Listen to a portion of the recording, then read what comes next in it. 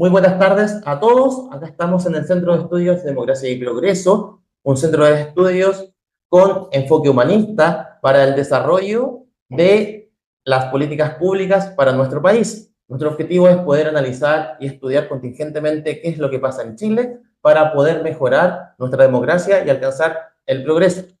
En esta oportunidad estamos terminando el ciclo Rescatando la Democracia. Y el tema que nos convoca hoy es cómo pasar de la crítica a la acción y rescatar la democracia. En este sentido, creemos que no solamente es tiempo de hablar de diagnósticos, sino que también es tiempo de hablar, por supuesto, de soluciones y de cómo podemos salvar esta democracia para poder tener una institucionalidad sólida y fuerte de cara a los desafíos del presente. En este sentido, creo yo que no tenemos sino una invitada más idónea para hablar de este tema. Nos acompaña la abogada por la Universidad Adolfo Ibáñez, magíster en Cultura Jurídica por la Universidad de Girona y además excomisionada experta para el Consejo Constitucional. Con ustedes, sin más preámbulos, Anastasia. Muchas gracias. Muchas gracias también a Moisés y por supuesto al Centro de Estudio de Democracia y Progreso por invitar y tener este espacio, por supuesto, de reflexión. Yo creo que no hay nada más relevante que buscar un escenario donde entendamos que somos todos copartícipes finalmente de la sociedad que vivimos y de los desafíos que enfrentamos, y por lo mismo no solamente agradecer a quienes están presentes, sino que por supuesto de ser un propulsor de estas iniciativas como centro, que creo que son tan relevantes porque hoy día estamos en un problema y necesitamos generar entonces algunas respuestas. Y dentro de ese mismo título yo lo que veo, porque decimos en el fondo cómo pasar de la crítica a la acción para rescatar la democracia, pero en eso es bien relevante también entender en qué democracia es la que creemos o concebimos para nuestra sociedad. No todos pensamos la democracia de la misma manera. Y eso es bien relevante, porque algunos entienden la democracia en un sentido mucho más minimalista y otros entendemos una democracia que tiene también muchos otros factores. Entonces, basta una democracia electoral, esto es en el sentido que el pueblo tiene derecho a elecciones libres, pacíficas, o hablamos de una democracia cuando el sistema político e institucional nos va permitiendo asegurar ciertos principios y valores que entendemos propios de un Estado de Derecho, y eso nos da mayor o menor grado de crítica respecto de la perspectiva que vamos teniendo de sociedad y de Estado finalmente. En esta concepción, si lo entendemos de una forma más global, una democracia proveniente de una corriente humanista, inspirada en el filósofo Jacques Maritain, la democracia no puede transformarse finalmente en un simple método de gobierno basado en el voto de la mayoría y de quien resulte electo, como lleva o no este proceso democrático, sino que este proceso democrático además comprende una organización social que tiene de centro a la persona, y la política entonces tiene que estar al servicio de la dignidad y también del desarrollo de cada uno de los seres humanos que comprende este Estado. Entonces hay ciertos valores que se van promoviendo, que es la libertad, la igualdad, la justicia, y donde entonces los derechos humanos pueden ser realizados, ejercidos por las personas. Y en palabras del mismo Jacques Maritain, el fin de la sociedad entonces no es la sociedad en sí misma, sino que es el bien de las personas que lo componen.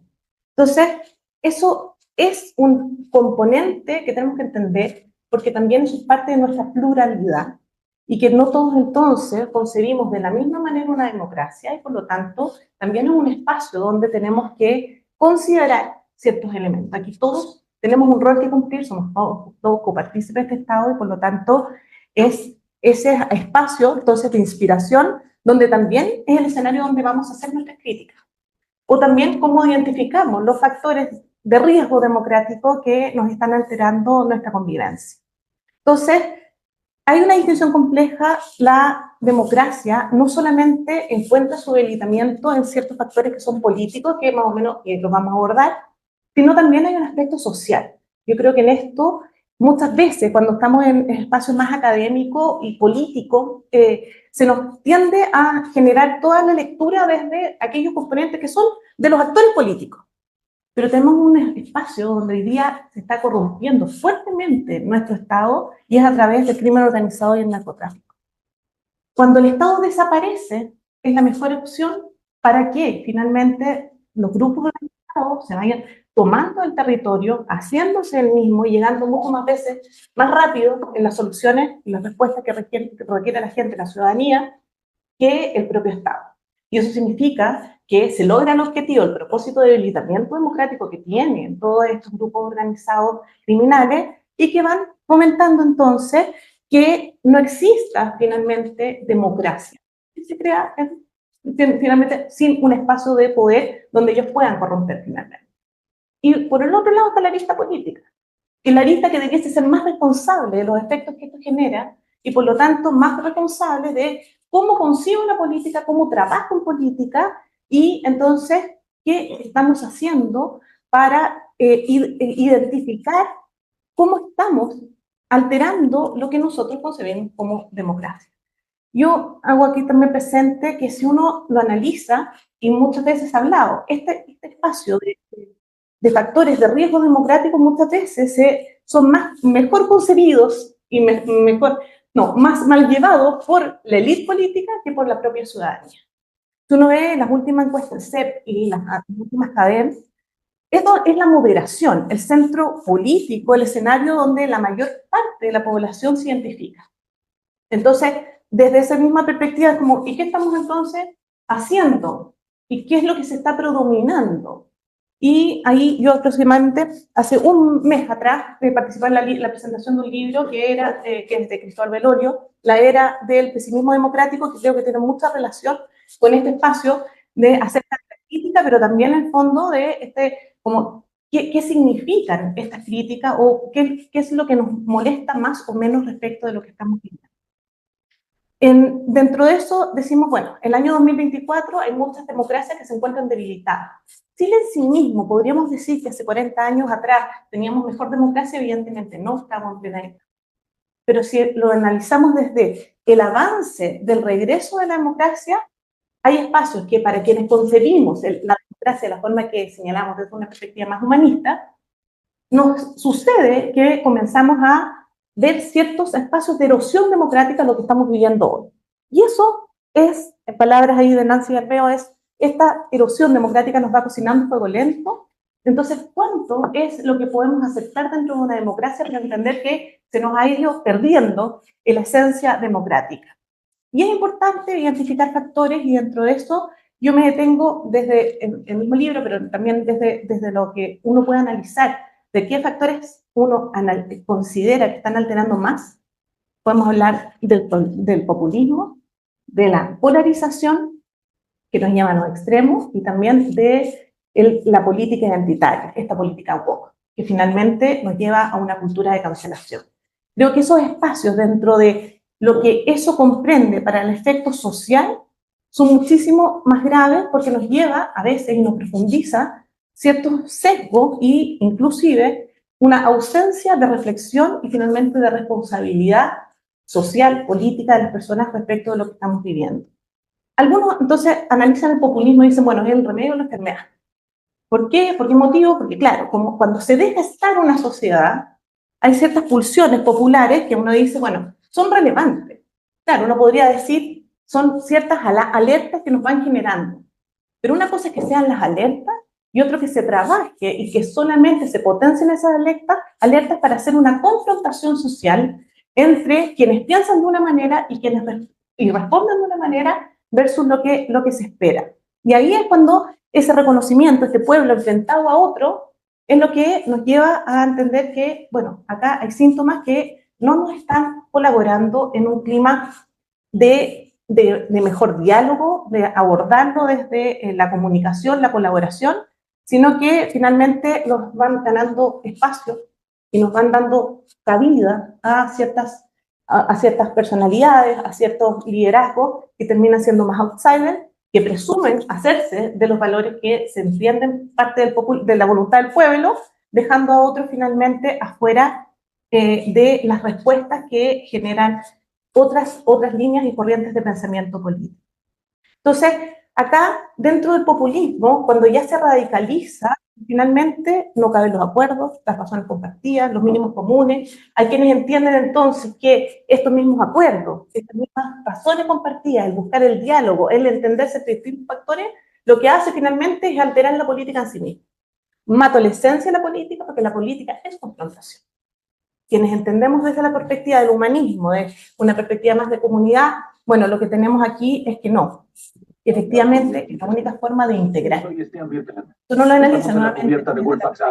Por favor, vengan a buscarnos. Si hablamos de moderación, la moderación está en generar el antagonismo, en generar cómo finalmente rompo con el argumento del otro, sino que cómo vamos visibilizando las distintas culturas y podemos lograr puntos comunes. Y dentro de eso, podemos decir que el movimiento populista, desde mi concepción, hace un desafío. Promueve una política que, como señalaba al inicio, si bien podría estar revitalizando el debate público, también va erosionando una estabilidad democrática.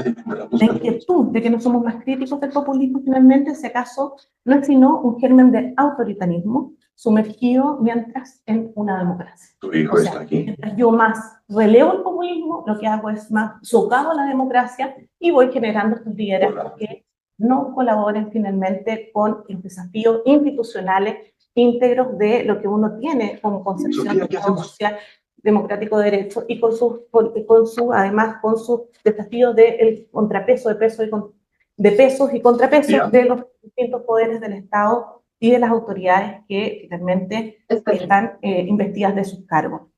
Entonces, acá hablamos del populismo y creo que no puede estar el populismo por sí solo, sino que cuando avanza el populismo lo que vamos generando es un clima de mayor polarización.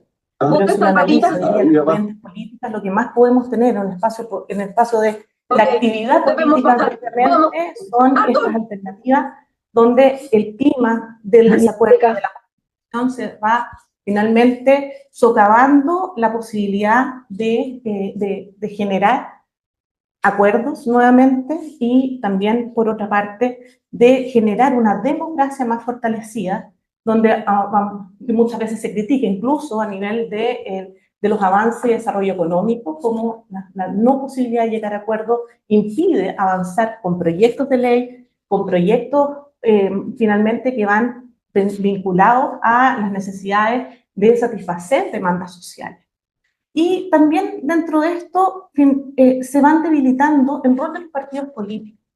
Y yo no quiero dejar por fuera la problemática que hay detrás de eso, porque acá hay un componente que es crucial y que también debemos analizar acerca de cuál es el rol que están cumpliendo realmente los partidos políticos, cómo entonces desde ahí también se acelera el clima que estamos viviendo y finalmente que nos hace que no podamos tener condiciones dentro de la sociedad y que incluso nos hace, como los partidos políticos son parte de una representación, de buscar la voz del pueblo a través de estas mismas instancias que son intermedias, como finalmente, entonces, al debilitarse, es más fácil tener independientes, es más fácil buscar que la representación sea directa, y eso también va socavando los espacios finalmente de representación.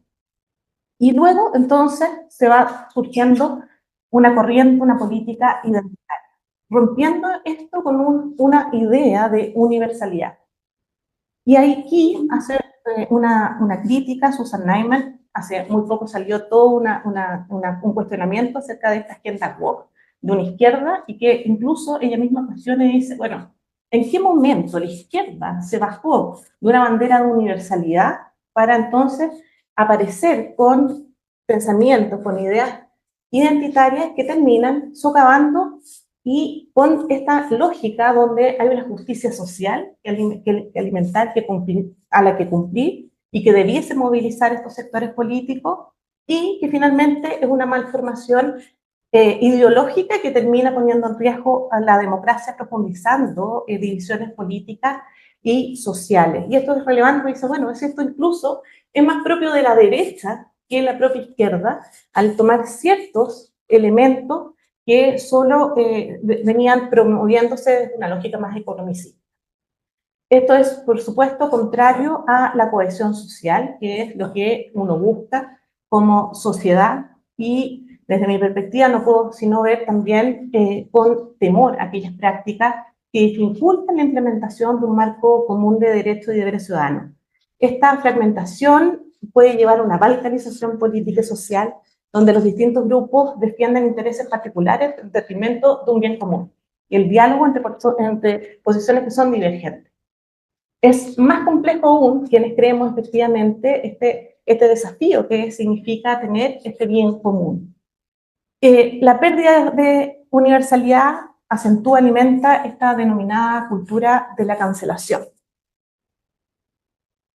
Y ahí hago recuerdo del libro de la tradición progresista de Alejo Chapier, que él lo que hace finalmente es identificar cómo la política de cancelación nos va generando espacios de desencuentro. Yo cuando lo leía analizaba muchas veces cuando el saludo inicial, antiguamente decíamos hola a todos. En ese todo, y lo pongo como ejemplo, más allá de lo positivo o negativo, pero para un espacio de reflexión, cuando hacemos el hola a todos, estamos saludando, en ese momento saludamos a todos y cada uno de nosotros.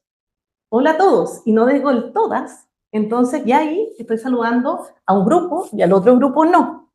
Entonces le agrego el para incorporar a otro grupo más. O sea, si yo no incorporo todas y cada una de las palabras, todos los todos, finalmente estoy generando un saludo que no estoy llegando a cada una de las personas que están ahí presentes. Eso es parte, en el fondo, de ese desafío, esa universalidad perdida versus esta identificación, que puede ser positiva o negativa desde ciertos parámetros, pero en su extremo nos lleva a no sentirnos identificados finalmente con el que está sentado al otro lado. Y en este espacio, entonces, es difícil caer en la crítica solamente, entonces, cuando las instituciones están fallando, pero cuando hablamos de estas críticas, de estos espacios, estas identificaciones, también tenemos que pasar, entonces, desde la crítica a esa acción. Pero yo antes de eso, de la acción misma, de cómo empezar a definir qué podemos hacer, bueno, también tenemos que decir, bueno, ejemplos, bajemos un poco la polarización, todo el proceso de populismo, las ideas identitarias, y bueno, ¿qué nos está pasando? ¿Lo vivimos como sociedad? ¿En qué momento podemos representar o no estos desafíos? Y si uno analiza el primer proceso constitucional, las normas que comprendían esa constitución, esa propuesta constitucional, lo que generaba era una división de nuestro Estado, un planteamiento refundacional, el debilitamiento de fuerzas políticas, la desaparición de herramientas de seguridad, de orden público, como era el estado social, perdón, el estado de emergencia constitucional, que estaba eliminado del texto constitucional. Hoy día no podíamos tener esa vía, tampoco se hablaba de un estado de infraestructura crítica, el no reconocimiento expreso, o sea, intencional, de no haber reconocido a carabineros y las policías de investigaciones en el texto, y otro serie de elementos, y eso uno lo ve, había mucho sesgo, y finalmente se llevó esa constitución a una trinchera, a polarizar las decisiones de un país, que terminaron finalmente en esa derrota electoral, que fue positivo, sin duda, a mi criterio, por el hecho de que hoy día nos encontramos con los problemas y las complejidades en materia de seguridad, los problemas que nos podríamos haber derivado cuando teníamos un poder legislativo que terminaba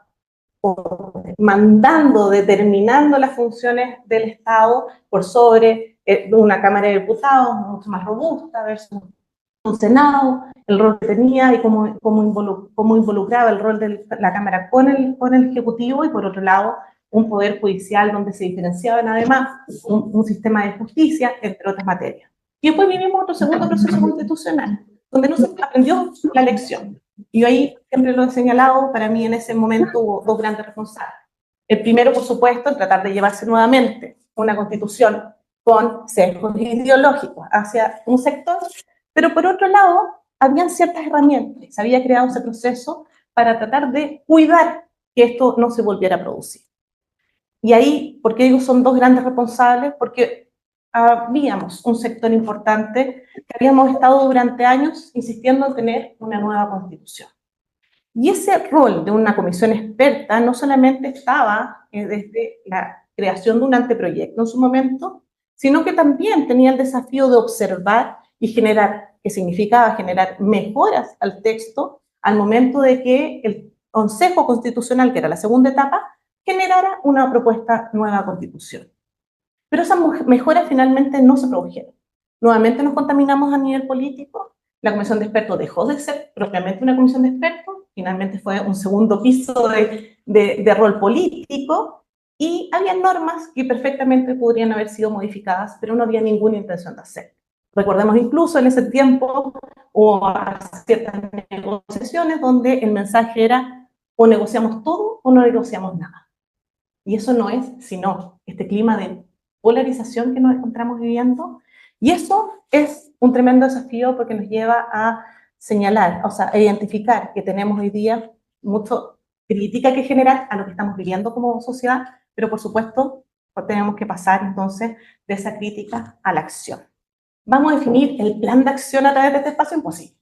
Pero hay un desafío que sí es integral y es necesario. No solamente viene desde la decisión de una persona exponiendo o de ciertos partidos políticos, sino que ese rol es una tarea de todos. Es un desafío que tenemos como sociedad. No hay nadie de nosotros que participa de una sociedad que no está invitado no solamente, sino debe ser mandatado como sociedad a tener un rol activo en tratar de generar todas las herramientas necesarias para tener finalmente una mejor democracia. Entonces, y eso desde una perspectiva recordando que estamos a puertas de un proceso electoral municipal y de gobierno regional, lo que tenemos entonces a través de las elecciones, que hoy día con voto obligatorio, es que respecto de quienes votamos son nuestros representantes. O sea, es la sociedad misma la que decide quiénes son las personas que van a detentar un poder y ese poder ejercerlo conforme a lo que se le ha mandatado por parte de las mayorías.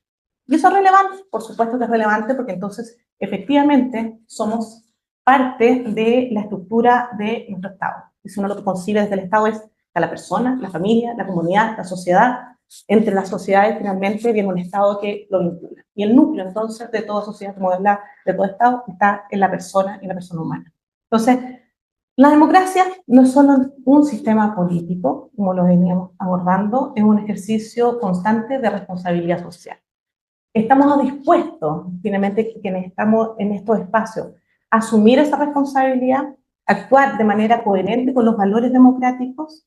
Eso implica tomar decisiones que son informadas, a respetar el diálogo pluralista, a promover también la inclusión. Cada vez que votamos, apoyamos una causa, o nos expresamos, o cada vez que nos expresamos en las redes sociales, estamos tomando decisiones que van impactando en nuestra democracia.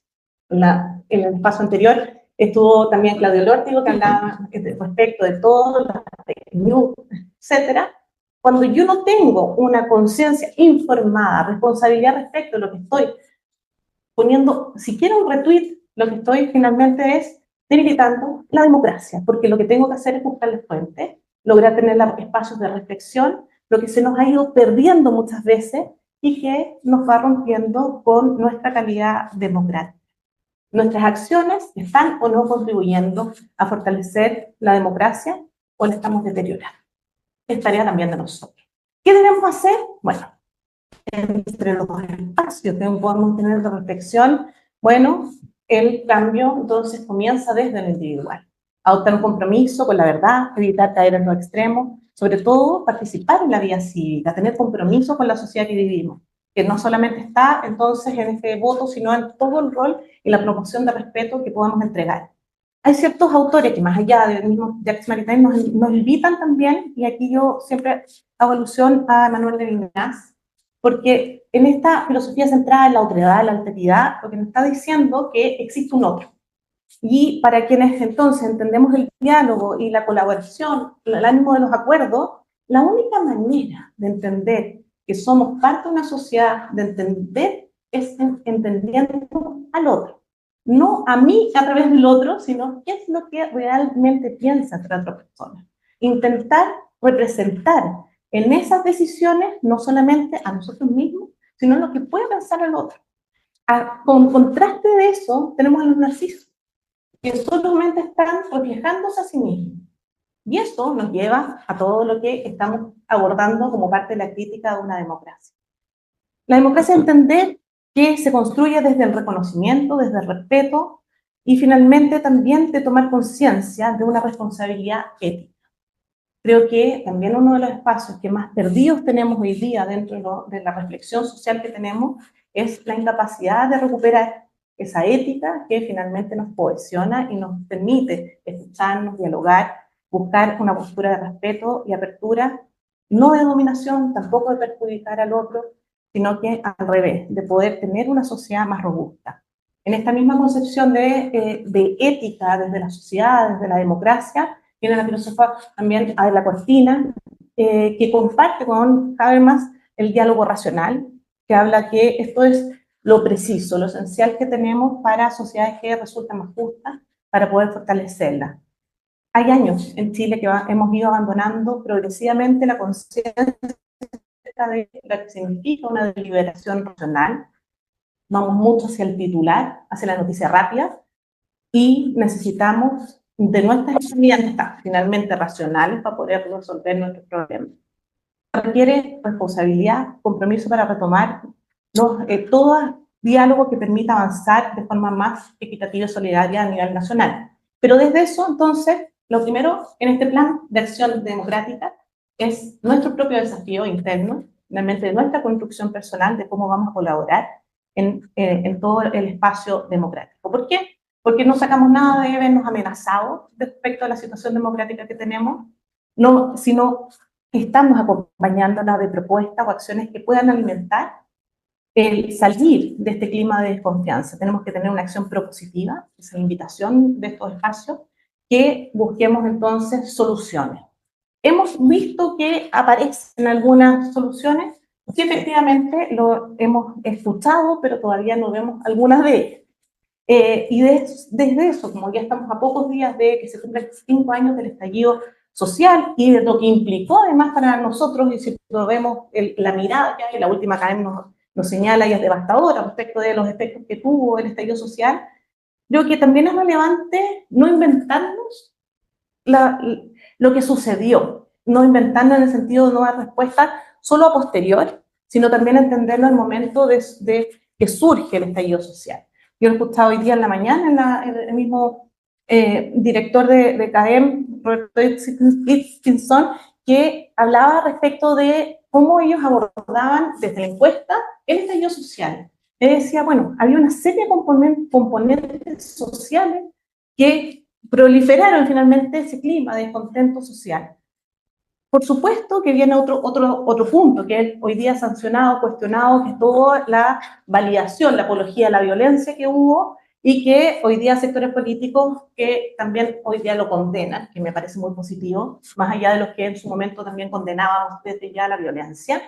Pero si no entendemos qué generó, qué gatilló, no vamos a nunca a dar solución correcta respecto de lo que la ciudadanía, la sociedad hoy día chilena es lo que está demandando y hacia dónde puede también legitimarse a través de su institucionalidad cuando da respuesta a esos espacios que todavía están sin poder tener una solución. Y por eso, bueno, hoy día vemos este clima de desconfianza, de deslegitimación que atraviesa el Poder Judicial, por ejemplo, que hasta años atrás no estaba tan cuestionado, sino hoy día aparece un manto de muchísima duda en el Poder Judicial, de socava confianza, y dentro de eso, bueno, también uno analiza y dice, bueno, ¿en qué momento viene una reforma o no por lo menos al sistema de nombramiento? En el proceso constitucional, el segundo, hubo una propuesta constitucional. Si uno lo mira como plan de acción, bueno, creo, y en ese planteamiento uno dice, bueno, ¿será lo ideal? ¿No es lo ideal? Cuando ya un sistema está absolutamente corrompido, lo que uno dice, bueno, que ese sistema ya no da más.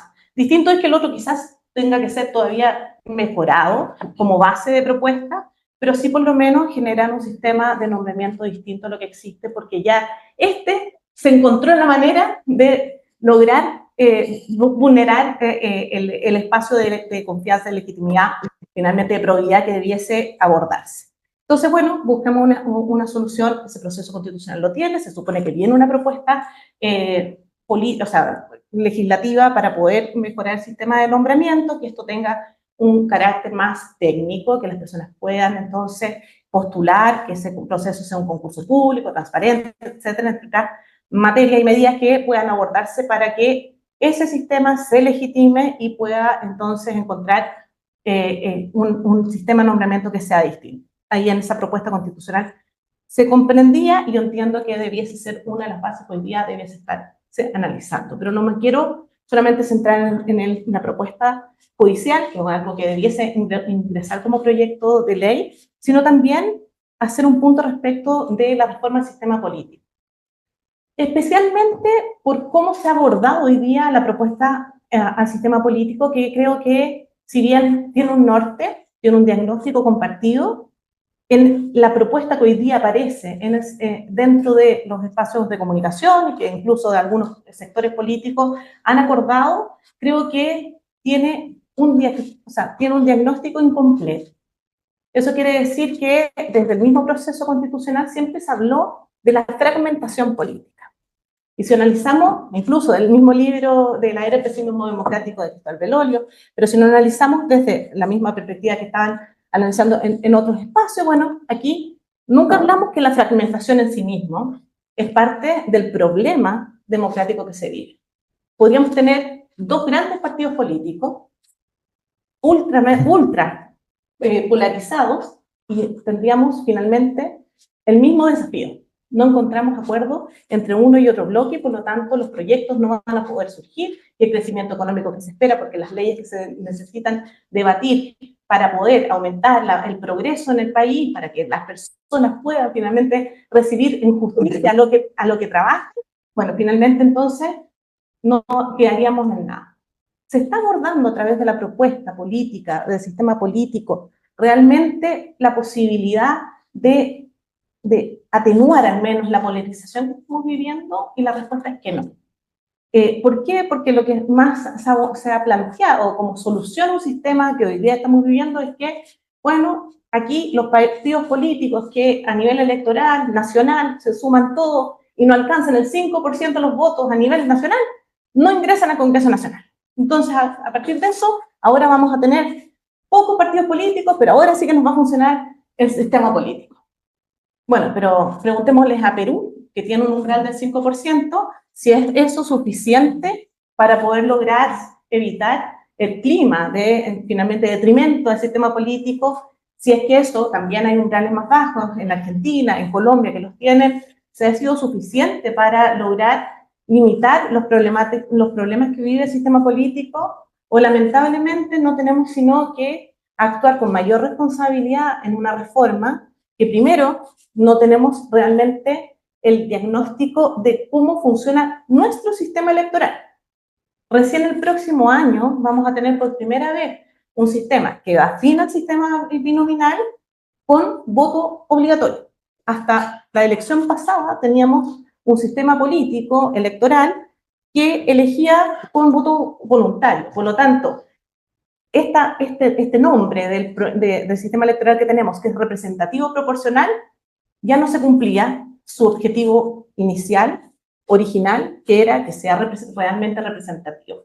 Cuando en Chile, con el voto voluntario, lo que teníamos una tasa de participación máximo del 40% y versus el voto obligatorio que teníamos entre el 78 y 70% de participación. Por lo tanto, se duplica la votación y hoy día tampoco sabemos entonces cuál va a ser el efecto real de esa reforma del año 2015 bajo un voto obligatorio, que es la última reforma electoral que se realizó en el país. Entonces, sobre ese escenario, yo pensando ya en las elecciones siguientes, es ver si este clima, si es que realmente esta representación y proporcionalidad logramos o no tenerla y ver cuáles son los efectos.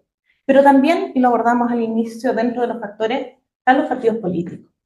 Si no abordamos también una reforma integral a los partidos políticos, no vamos a lograr tener finalmente condiciones que nos permitan representar las necesidades, las pulsiones del pueblo a través de partidos que estén conectados. Acá hay un tejido social que termina no siendo representado en las estructuras de los partidos políticos, que tienen por finalidad inherente dicho propósito, y entonces estamos generando condiciones donde no estamos desde la media hacia arriba, hacia las decisiones políticas, no están conectadas con lo que la misma ciudadanía quiere. Y eso lo vemos con lo que veíamos de esta crisis democrática, pero esa crisis democrática que no está más bien radicada en la élite que el mismo pueblo espera de sus propios representantes. Así que construyo esta presentación para que analicemos y que tengamos desde esta perspectiva construir cómo vamos entre todos a colaborar en ese bien común que nos mueve. Muchas gracias, Paz. Agradecemos nuestra ponencia de antemano a las personas que nos están viendo en el Zoom. Pueden dejar sus preguntas en la casilla de mensajes. Abriremos el espacio para poder también conversar entre nosotros. Y me tomo la primera pregunta. En el libro El Camino Estrecho de Asimov Robinson, lo que se entiende como la continuación del Por qué fracasan los países, ellos hablan del efecto de la reina roja.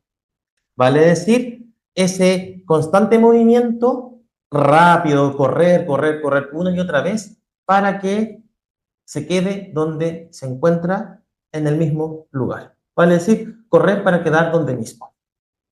Se dice de que esa es la analogía para ellos que les permite ejemplificar esta lucha de leviatanes, en donde por un lado está la sociedad y las personas organizadas, y por el otro está el Estado. Este Estado que intenta convertirse en un leviatán despótico, pero la sociedad tratando de contener y encarcelar a este leviatán para que pueda estar controlado.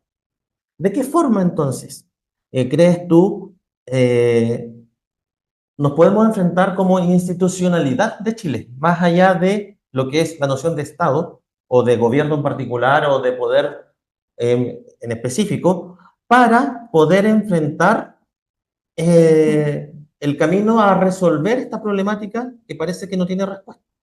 Porque, me quedo con lo último, parece que solamente hay diagnósticos, pero no hay mucho interés o mucho afán.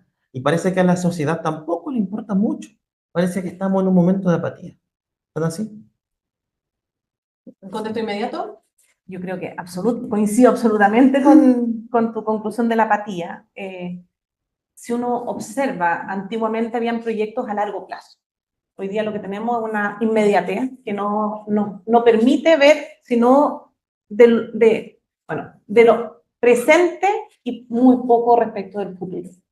Y ahí es complejo porque como que terminó la ilusión, terminaron los sueños, y las personas lo que están esperando respuestas. Las respuestas nunca van a ser inmediatas, menos cuando se trata de una estructura del Estado. El Estado, para poder tener realmente soluciones, lo que tiene que abordar entonces son largos desafíos que permitan ir generando progreso social.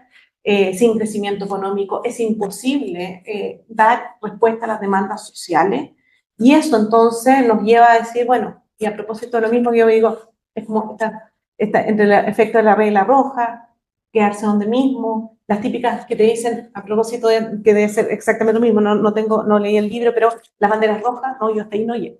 Entonces, yo me acuerdo del proceso constitucional, lo que más nos decían los periodistas, y yo era fome para los periodistas, porque, entonces, ¿cuáles son tus líneas rojas?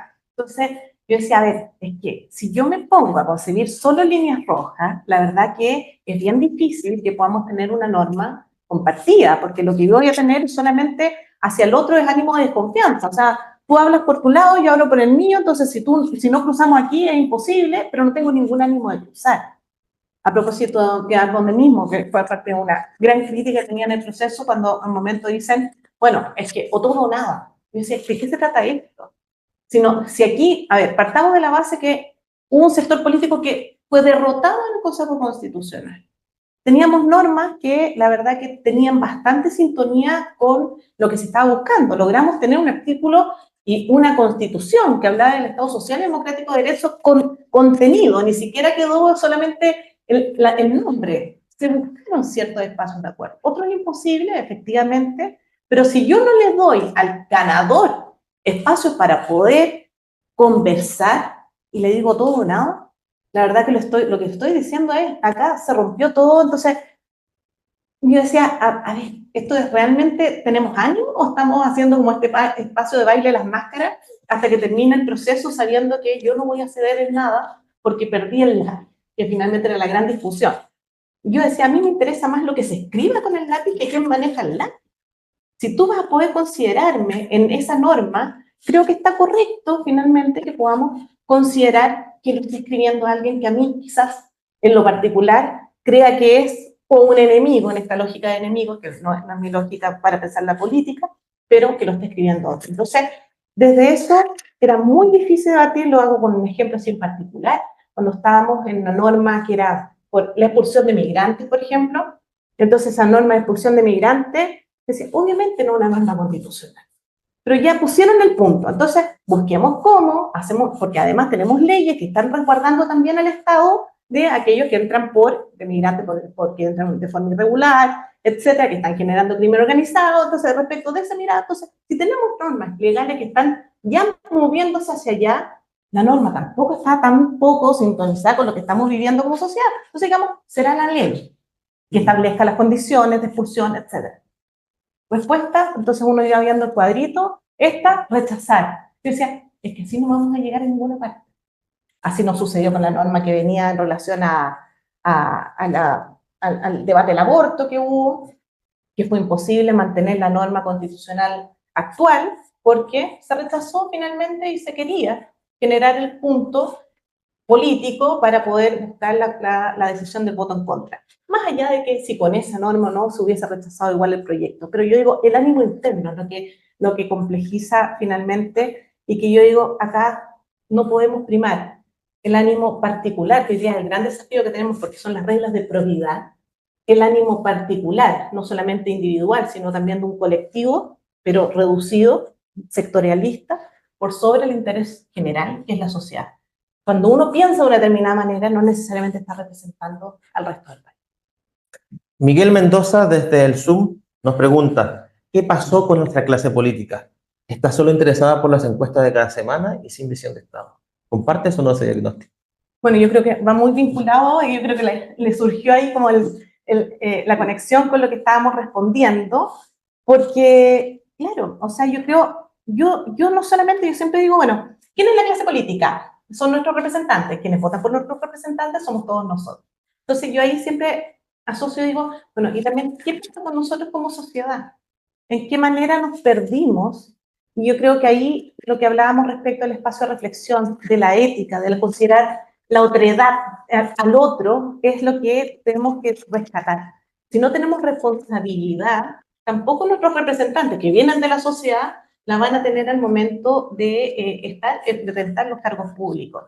Y también es importante saber informarse, saber por quién uno vota. Si finalmente esas personas no llegan a designadas por dedo, son nuestros propios representantes. Y si hay unos que son representados, designados a dedo y por confianzas políticas, es desde el Ejecutivo, pero el Ejecutivo viene de una corriente política que fue, resultó electa y ganadora triunfadora en el periodo electoral que corresponda. Esto hablamos de gobiernos de turno, porque en el fondo son los elegidos durante cada elección. Bien, ahora pasamos a la conversación dentro de este espacio en particular. ¿Ahora? Muchas gracias. Comparto tanto tu diagnóstico en tanto sentido, lo mismo que está diciendo Moisés, pero lo que me gustó sobre lo que dijiste, que a fin de cuentas el problema de la fragmentación no es tanto que haya tantos partidos políticos, sino que a fin de cuentas podrían ser todos y ser igual de fragmentados, que es una consecuencia social. Pero aquí hay una cosa que no me calza muy bien y que es difícil hacer el diagnóstico, no sé cuál es tu impresión, pero tienes un país que se identifica con el centro, tienes un país que dice que es de centro, tienes un país que no vota por el centro. Sí nos votan por los extremos, por ejemplo, por lo menos ahora, que fue Constitución 1 y la Constitución 2, que se decía que era más identitaria de derecha, lo haya sido o no. Entonces, no votan por esos extremos, pero la última elección presidencial sí fue de un extremo. Y en este minuto, las caras que se ven, por ejemplo, para las presidenciales, no son particularmente de centro. Claro. Los partidos de centro no son los más populares. La gente no los aprecia tanto. Entonces, porque es la ignominia del pueblo chileno que donde prima más el voto castigo o que el centro nunca ha sido capaz de articularse porque en esta misma otredad no saben cómo definirse a sí mismos como con respecto al otro. Sí, yo creo que ahí hay una gran parte que es lo que uno espera, como soy. La pregunta es cómo me siento, cómo me reconozco en la sociedad, y creo que prima en nosotros esa mirada como más moderada de no querer, o sea, ¿quién va a querer en su día a día peleando? No solamente ya con lo que puede hacer el espacio laboral, en la propia casa, sino que además ver gente peleando. O sea, como que todo el clima, entonces uno dice, no, lleguen a acuerdo, por favor, lleguen a acuerdo, solucionen los problemas, esa es la decisión. Pero efectivamente, creo que hay que hay una falta ahí, mixtura, que claro, uno es el voto, otro también es la oferta, y si uno analiza hoy día la conformación, yo siempre hablo del centro político como parte de una irrupción, porque ¿irrumpe en qué sentido? Acá el proceso constitucional, estamos hablando de 2 años atrás solamente, se define un sector político que siempre se había ubicado desde la centro izquierda, que era la democracia cristiana, donde finalmente se divide en hoy día lo que muchos de ellos salen y son liderazgos del Partido Demócrata, pero esa decisión no representó al sector al que pertenecía. Entonces, es difícil decirle, bueno, yo soy en ese momento, ese partido decir, bueno, yo soy el partido centro. Si ese partido centro se ubicó en una decisión dentro de un 32% del país. Entonces, ¿en qué momento falló? Es parte de un análisis, uno lo mira desde lo más macro, finalmente, partido, porque no podemos definir que Chile se define desde ese centro izquierda hacia la izquierda, porque eso no significa un 32% del país. Entonces, y ahí rompe entonces un sector que viene a ser amarillos demócratas, que era movimiento, en su momento movimiento, y entonces aparece, y que recién se están conformando. Si uno lo mira incluso desde el análisis, participando, por supuesto, yo soy militante de demócratas, pero desde esa perspectiva, si uno analiza la cantidad de adherentes al partido político, militantes, ya entre ambos sectores que representan el centro, están sumando alrededor de 24.000 militantes, que ya se ubican desde la media hacia arriba. Entonces, está cobrando fuerza, pero creo que es parte de una estructura, de poder volver a identificarse, a decir, bueno, sí, represento tus intereses, pero todavía está en conformación, no está definido ese espacio, y tampoco está 100% definido respecto de cuál es el pensamiento que hay detrás de este centro político, que también es parte de una construcción. Entonces, de un mensaje, y que en un año, que es de lo que llevan, es difícil también solo generarlo. Entonces, ¿cuál es? Y también los desafíos que emprenden para quienes integran esos espacios, de decir, bueno, esto estoy ofreciendo. Y creo que todo es parte, pero claro, uno lo mide inmediato, y también vamos al otro espacio, como que nos pasa como sociedad, porque ya me defino de una manera. Pero si yo hago el retweet rápido, le pongo el like a lo que leo y que me llama la atención y que me provoca, porque tenemos esa cultura, ¿no? En la sesión anterior, entonces las fake news y todo, lo que hago es ni pensar lo que estoy leyendo, ni pensar lo que estoy retuiteando, y la irreflexión también nos lleva a de repente encantarnos con ciertos liderazgos que no necesariamente son lo que yo espero de una persona. Seguimos por acá, Arnold Villagra.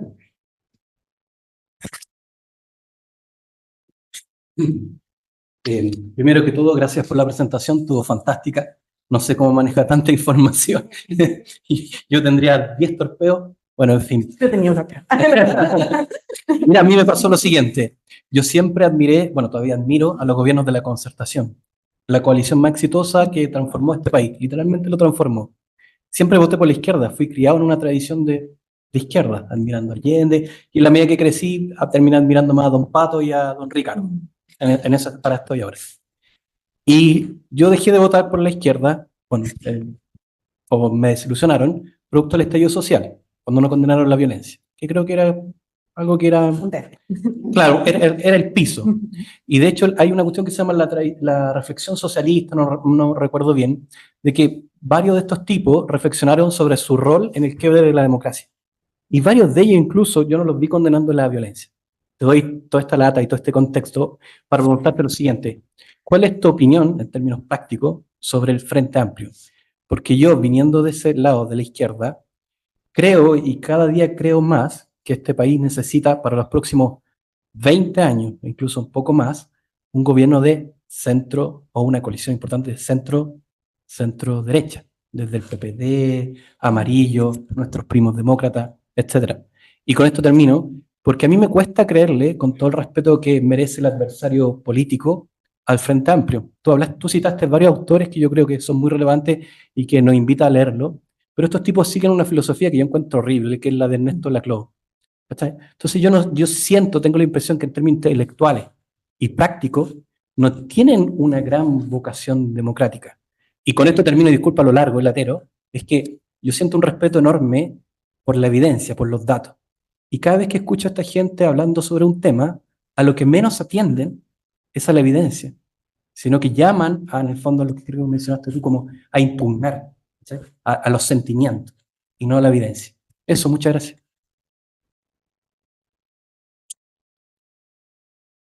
Bueno, a ver, si uno identifica Frente Amplio en particular, bueno, surge, yo creo que ya son 12 años desde que comienzan a trabajar, justamente tenían un gran adversario en su momento, que era la concertación.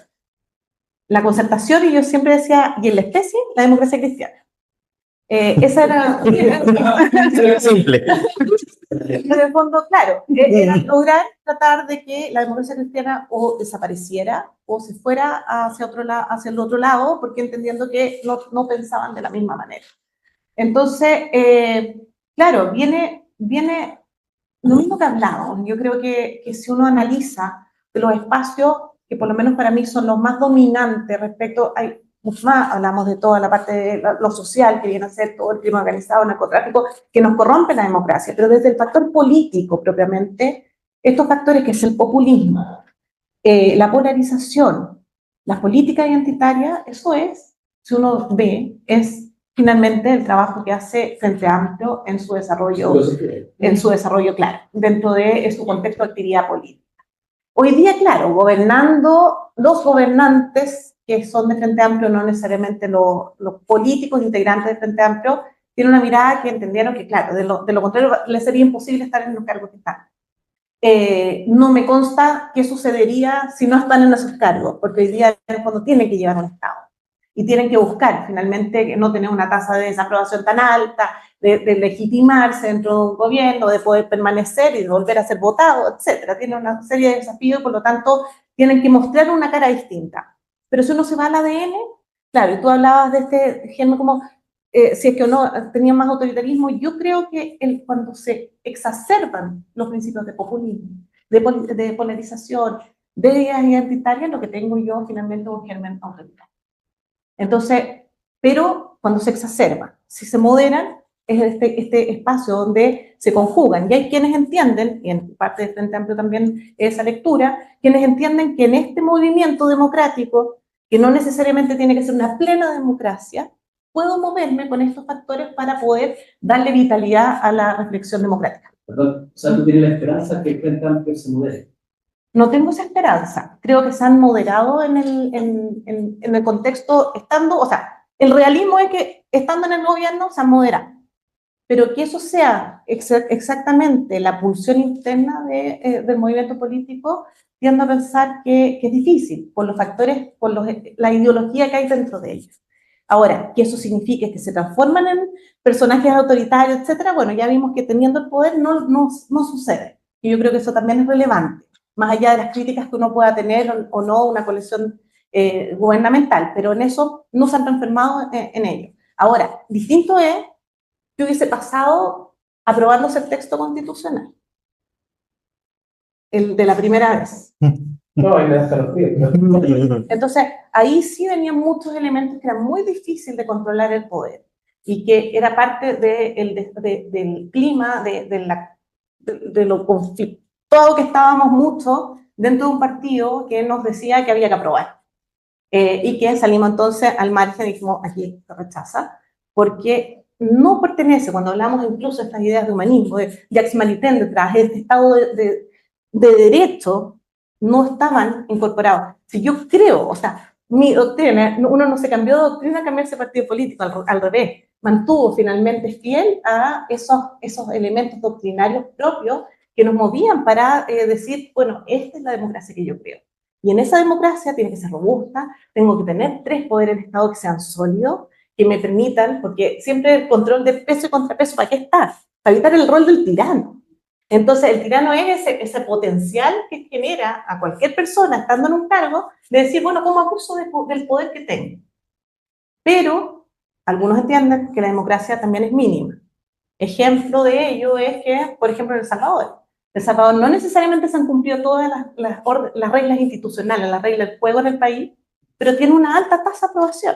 Y ahí tenemos un punto que también nos mezcla con la última CEP que nos señalaba que muchos chilenos han perdido el valor de la democracia no creen, van generando empate como, bueno, puede ser la democracia u otra forma, y no les duele tanto hablar de autoritarismo. Y eso es la realidad, esas son las últimas encuestas que van marcando una tendencia donde no importa porque finalmente puede que me termine gobernando mejor. Y hay otro factor que también se conecta y dice, bueno, es la seguridad. Entonces la seguridad que dice es, yo prefiero perder ciertas libertades, pero lograr sentirme más tranquilo a caminar en la calle. Disculpa la interrupción, Moisés, Sí. pero Moisés mencionó algo interesante, habló del Leviatán. Yo creo que el Leviatán hoy día está casi muerto. Hace poco mataron a un joven en el pleno en Baquedano, Bellavista, una turba. Entonces, ¿te fijas? Perdón, y el Frente Amplio en estos momentos sacando una ley sobre el famoso escándalo, donde hay tantas demandas y el pueblo que tanto dice, está sufriendo. Por eso te preguntaba por el término, ¿cómo lo ves tú de aquí al futuro, los 20, 25 años que vienen? ¿Qué tipo de alianza que deberíamos tener? ¿Te parece bien una alianza de centro-derecha para tratar de volver al rumbo que teníamos? Yo creo que el rumbo se construye desde la centro-izquierda y centro-derecha. Ahí, no, porque tú mismo hablabas del PPD, el PS, la DC. Centro. Es que hoy día no representa, pensemos si lo vemos a 2 años atrás, con el apruebo rechazo no estaban en ese centro. Y sin duda es relevante, o sea, la concertación incorpora todos los elementos que uno dice, obviamente no podemos volver a una concertación, estamos en otras fechas, en otras épocas, todo, pero sí incorpora un ánimo de acuerdos, de lograr finalmente un avance, una prosperidad para el país, y creo que es necesario. Aquí, si al final nadie sobra, pero tengo que entenderme perteneciendo, y cuando yo me extremo, no quiero pertenecer, quiero dominar. En ese sentido, creo que hace bastante eco esa idea de que, al parecer, aparte de la ciudadanía, le da lo mismo si es que el Leviatán se pone un poco déspota. Total, parece que ese Leviatán déspota parece ser que cuidaría mejor sus libertades. Ahí yo dejo un desafío y una pregunta compleja, porque si queremos rescatar la democracia y la gente no le importa la democracia, entonces estamos realmente en un dilema complejo. Para finalizar, Constanza Imperatore nos hace 3 preguntas. Saludamos a Constanza. ¿Qué alternativas o propuestas concretas dirigidas a la ciudadanía distingues tú desde los partidos actuales de centro, las cuales podrían contrarrestar la actual polarización política en Chile? Segundo, ¿qué características debiera de tener el nuevo liderazgo de centro actual? Y 3, ¿a qué figura o figuras, lo agrego yo, del centro político ves liderando este proyecto? A ver, el rol, creo que era lo primero del partido de centro en que se distingue, ¿no? Propuestas alternativas y o propuestas concretas. Alternativa. Bueno, yo creo que ha logrado tener, por lo menos, pensemos que esto surge 2 años, movimientos, luego partidos políticos, ambos estamos de un año, no alcanzamos los dos, entre los dos partidos que son de centro, amarillos demócratas, hay un rol que se está cumpliendo ya. Aquí hay un ánimo de decir, bueno, soy oposición, pero una oposición constructiva. Yo creo que uno de los aspectos que es más relevante que de ser parte de un centro y con lo que se identifica es ese coraje de decir, uno, haber decidido y decir, bueno, acá hay un texto que no es conforme a los ideales que queremos representar, pero también el coraje de decir, ¿sabes qué? Si yo dialogo con gente de derecha, no es un problema si esto está pensando en poner en el centro a las personas. Y si dialogo con gente de la izquierda, tampoco es un problema por estar poniendo las prioridades en las personas. Tú hablabas mismo del final CAE, que podría tener o no conexión, pero para mí se me genera un problema aún mayor. Que cuando uno habla con personas que están más fuera de lo político, dicen, no, pero es que algo tenía el proyecto de Piñera que en el fondo no se aprobó. O la misma crítica respecto de las reformas previsionales. No, es que era otro sistema, y por eso no se aprobó, y por eso el mismo Frente Amplio votó en contra. Y si uno mira y dice, bueno, pero es que vamos revisando norma a norma, No atienden a la evidencia. y no hay diferencias sustantivas. Uno puede decir más, menos, incluso se complementan. pero no hay una reforma que es distinta a la otra. Entonces, y mucha razón tenía Magdalena Piñera cuando decía, perdimos entonces 12 años. Entonces, nos están llevando estas decisiones polarizadas a perder 12 años. ¿Y qué distingue entonces esos partidos de centro que han dicho que sí a esa reforma?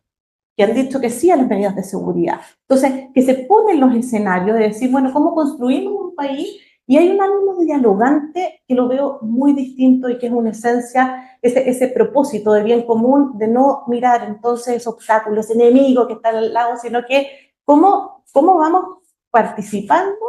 Y eso lo veo desde lo veo mucho más genuino de partidos de centro, de poder lograr, y por supuesto, hoy día de romperse esa como vergüenza de poder dialogar con ambos sectores políticos, de tratar de ser puente, incluso si le quieren decir bisagra, de no atemorizarse, de decir, bueno, sí, si es que es necesario, porque así se construye un mejor país. Bueno, tenemos entonces que afrontar esos desafíos de ir haciendo comunión, y creo que es un desafío, pero por otro lado se ha logrado. La reforma previsional es un ejemplo. Esa reforma previsional hoy día se está discutiendo nuevamente por tercera vez en el Congreso, pero pasó a segundo trámite porque contó con los votos demócratas, no contó, por supuesto, con los votos que eran de la derecha. Y hoy día se está discutiendo con un efecto muy similar a lo que se había promovido en el gobierno entonces de Piñera, porque en la reforma de Bachelet tampoco contó con los votos del oficialismo actual del Frente Amplio, y esa reforma quedó finalmente, se eliminó, o sea, se rechazó la idea de legislar siquiera, pasó la reforma de Sebastián Piñera, se logró pasar al segundo trámite, con un acuerdo en ese entonces de la democracia cristiana, y en este caso esto va con los votos demócratas amarillos para poder entonces pasar a segundo trámite, discutirse y estar debatiéndose con una posibilidad concreta de tener una respuesta hacia las necesidades de la gente. Si hubiese sumado el centro a decir que no, porque no, finalmente no estaríamos hoy día teniendo ni siquiera una perspectiva de una reforma. Yo creo que eso es responsabilidad, y creo que ese afán de tener responsabilidad cívica, política, es lo que estamos viendo, y debiese continuar fortaleciéndose desde el centro, que un poco hacia ese es el rumbo, de decir, bueno, cómo generamos coaliciones robustas que tengan compromiso democrático con las necesidades de las personas. Cuando hablamos de las personas en el centro, va vinculado a toda esta estructura que íbamos hablando del humanismo, de decir, bueno, acá hay valores democráticos que tengo que promover, y por supuesto entonces de ir fortaleciendo liderazgo que nos llevan a un país a construir lo que es anhelado en el fondo ánimo, esa concertación 2.0, como uno quiera decir, de poder ver ciertas características. Y por supuesto tenemos liderazgo hoy día, los mismos presidentes, tenemos un diputado que es de amarillo, que es el mismo Andrés Joanet, que es un buen liderazgo, que ha promovido también su partido político. Tenemos en Demócratas, tenemos a la presidenta de Demócratas, la senadora Jimena Rincón, el senador Matías Walker, que también son rostros que desde el Senado están hablando en un centro político, y por supuesto, como hablamos al inicio, hoy día todavía está construyéndose, y yo creo que ese es el gran desafío que tiene el centro político, de construirse, de hablar y dar sentido a esa misma moderación que está esperando la ciudadanía. Muchas gracias, Paz. Te agradecemos el haber aceptado esta invitación. Nos quedaremos unos minutitos quizás conversando contigo, algunas cosas que pudieran haber quedado en el aire. Le agradecemos a los que estuvieron viéndonos en vivo, a los que nos están viendo ahora en el canal en YouTube, y los dejamos invitados a ser parte de las actividades del Centro de Estudios de Democracia y Progreso, no sin antes darle un pequeño presente a nuestra invitada y cerrar esta sesión con un aplauso para ella. Muchas gracias. Gracias. Y estamos viéndonos en una próxima oportunidad. Muchas gracias.